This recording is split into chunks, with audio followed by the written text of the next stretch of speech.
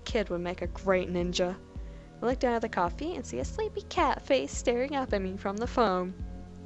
I've only seen latte art on the internet before. Did Hayes really do this? I take a sip. It's not bad if you like coffee, I guess, but I could really use some sugar. There are packets on the table, but I can't bring myself to ruin the foam cat. Now, we can get this going. Let's interview. I'll even start you off easy. What's your favorite breed of cat? My cat. Shoot, there's a part of me that's like, do I answer this as if I'm answering this, or do I answer this in a way that, will aim towards what I want to do? Because aiming towards what I want to do, probably Siamese. What I would pick, the closest thing is cats that look like they're wearing tuxedos. I like my black and white cats. I really like them. I like my fluffy black and white kitties. Which I guess also my cat works for that.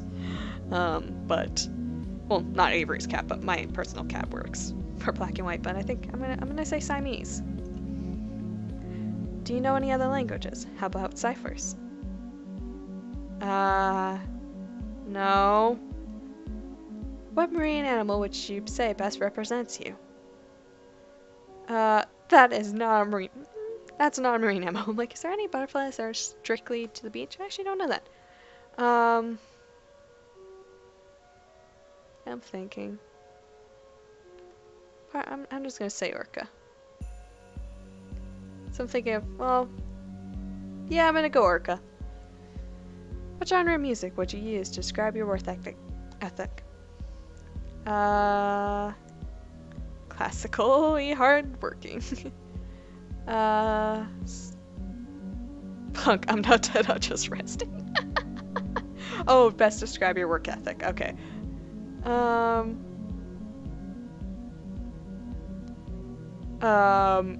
What's chiptunes? I don't know what that is, I'm gonna say it. On a scale from 1 to 10, rate me as an interviewer. 7.5. Draculas or teenage wolves? Which world? Which series are we talking about? Exactly. Actually, when I'm talking, usually if there's werewolves and vampires, I usually end up on the werewolf side. So, teenage werewolves. Just kidding with that last one. Interesting. He looks down at his coffee and tilts it idly towards him. It looks like he's enraptured with the foam as it drips from the side of the cup. A drop of coffee spills onto the saucer. I'll suppose you do, then. Does that mean I got the job? You're quite astute. That doesn't really answer my question. You can start tomorrow. That does. Wow, thank you. Don't run off yet. I have paperwork for you. Oh, yeah, of course. I just got the achievement and closed that Craigslist tab. Oh, right. Ooh. I forgot. I couldn't get this to do, record in, like, as a game or, like, Windows. I have to do my monitor itself. I just realized this is a monitor that there might be Facebook posts coming up in the corner if, someone gets back to me during this. So I'm gonna have to remember that I'm gonna have to blur those out. So you can actually see my achievements for once. And you can see all of Steam. Oh, no. That means when I go into... You can see friends list. Oh, shoot. Okay. Well, that's a thing. Anyways. Oh, yeah, of course. Grace pushes away from the table, coffee cup in hand. He nabs my saucer, even though not quite finished, and slinks down the stairs. He returns as if he never left, trading the empty coffee cups for a small stack of papers and a pen. He places them in front of me. So what will my job be? We'll see. Did he hire me with no position in mind? Is this how this guy usually works? I feel like I'm in a daze. Too much information and too much coffee. I take the papers and skim them, signing pretty much anywhere I see an X and a line. What's it all for? Why is there so much? Probably taxes and stuff, I don't know. And who cares? I got a job. I push the papers towards Graves, and he eagerly skips them off the table. Perfect. We'll open at 11. Be here at 8.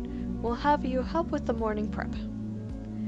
My displeasure must be pretty apparent because his mouth cracks into another smirk. You can work a later shift after training. You won't have to deal with those cursed mornings for too long.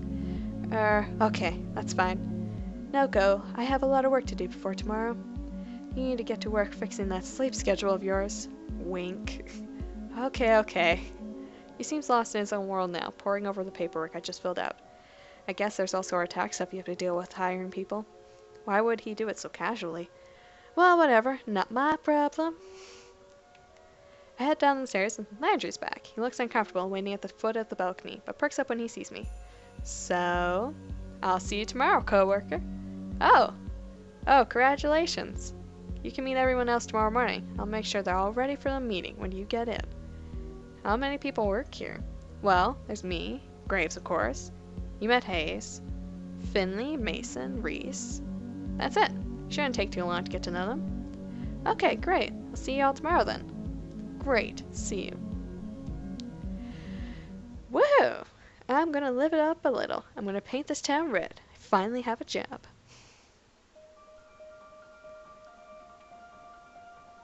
Date night 2.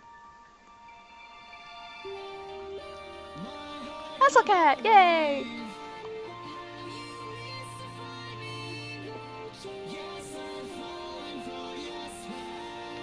Oh, I forgot this song gets stuck in my head. Look at that pretty cast. And kitties, of course. So what's better than just a bunch of kitties? Finley! Seen her Let's Play. Or playthrough. And I've seen his. Landry! I have not seen Reese's. Mason's I've seen.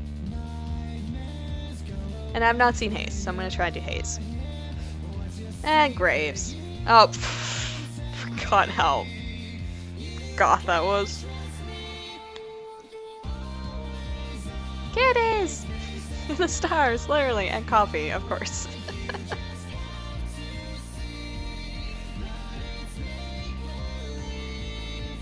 And you, Avery.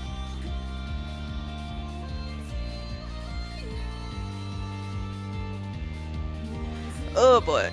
The problem with this, I'm like, should I just stop talking through the music or just let it go? Tie it blast.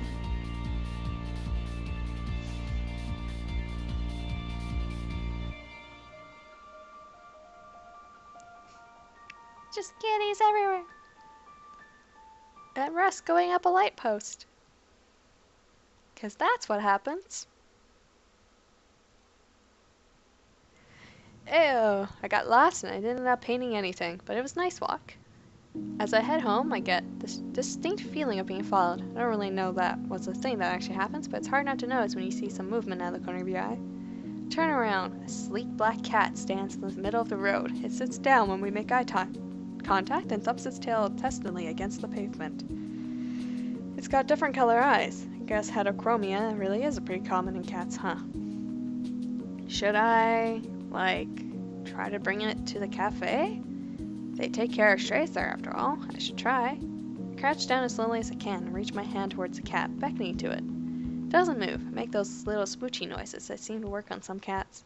This one doesn't seem terribly impressed. It pins its ears back and then looks away, still for a moment before standing up and slinking into an alley. I guess I should just leave this to the professionals. It's time to celebrate. I'm gonna wreck this pizza I grabbed from Pizza Lloyd's on the way home. Pick up a can of wet food for Mochi from the corner store too. I figure we both deserve a celebration. Mochi, get your fat lump out here. I have good news. No answer or indication he's even in the same room. You know, he's never even asked how my day was. I know how to do this. I walk over to his food bowl and crack the lid of the wet food. In a flash, he's at my feet, tail shaking like a rotor behind him. Come here, you big maroon. I give him a low scratch behind the ears before I dump half the can into his bowl, and the feeding frenzy begins. He acts like I never feed him. Whatever, I'm gonna go do the same to this pizza. After a quick jaunt to free myself from the shackles of non-pajama clothing, I flop back down on the couch, dinner in hand, laptop in my face. Oh, looks like there's a new jelly donut video. It's a video of her sleeping in a donut box. I love that dumb internet cat. She's always doing something ridiculous. I wonder how her owner gets her to do these tricks. That flooring seems familiar. Where are these filmed? Spend the rest of the evening picking through the video archives. I can feel myself sinking into the bread dough couch cushions. And then time passes. Meow. It's so early. What's his problem? Meow. I bet he just wants the other half of that wet food. This is why I don't get it for him that often. I excavate myself from the couch and do what I can to mitigate the bedhead situation I have going on. What time is it anyway? Grab my phone to check. 7:40. Oh, hell. It's going to be late for my first day of work. I take the world's fastest shower, but there's no time to dry my hair. I'll have to hope I run fast enough that the wind resistance will do the job for me. No time to sort through my duffel. I'm just going to have to throw on whatever looks cleanest. It's not like Graves said anything about dress code or whatever. Mochi trails me closely, howling more and more insistently along the way. It's like he doesn't care about my punctuality at all. No time to mix the wet food the way he likes it. I dump a scoop of kibble into the bowl on my way out the door. I haven't seen a cat so offended since the one that watches me mess up coffee. Okay, sure. They can both deal with it. I can't believe I'm almost late to my first day of work, my first job even. What a great first impression leave. Thanks for hiring me, Avery the Flake. Start out in a full sprint to the cafe, but it's only about a 10-minute walk, so it looks like it might not be as bad as I thought. For a run, I can make it in less time. Here it is, a cat's paw. I got a good look at it when I was here yesterday, but it feels totally different when it's your workplace, you know? It's kind of nice to think about. Hey, Avery. Landry peeks his head out from the doorframe and waves me in. I'm surprised by how many people are standing around. Graves, Landry, Hayes are there, but so are a few others I've never seen. I only see a few cats right now, but they seem utterly disinterested in everything we're doing. They're all piled in a sleep cluster by the window. I feel a little embarrassed that I'm so disheveled, but I'd rather be on time with wet hair than late and looking perfect. Good, you decided to challenge the morning sun after all. Now that the star is here, we can start the show. Still as weird as yesterday, I see. I hate doing voices. Call another sucker boss? That's a esteemed co-worker to you, Reese. You just keep collecting those strays. Before we get too far, everyone should introduce themselves to Avery. Avery, we already met. You already know Graves. Did you meet Hayes yesterday? Briefly. Hello, Hayes. Hello. He looks like he's going to try to slip between the cracks in the tile. How does a guy like this handle a job that deals with people? Hayes is a great barista. He's a great help in the kitchen, but he likes to spend a lot of his time with the cats, too. Hayes flashes me a quick look. The side of his mouth upturns ever so slightly, like he's trying to smile, but he's out of practice. I reach out to shake his hand. He is practically bracing for impact. Before I reach him, a bright light flashes at the corner of my vision. What, is that a camera?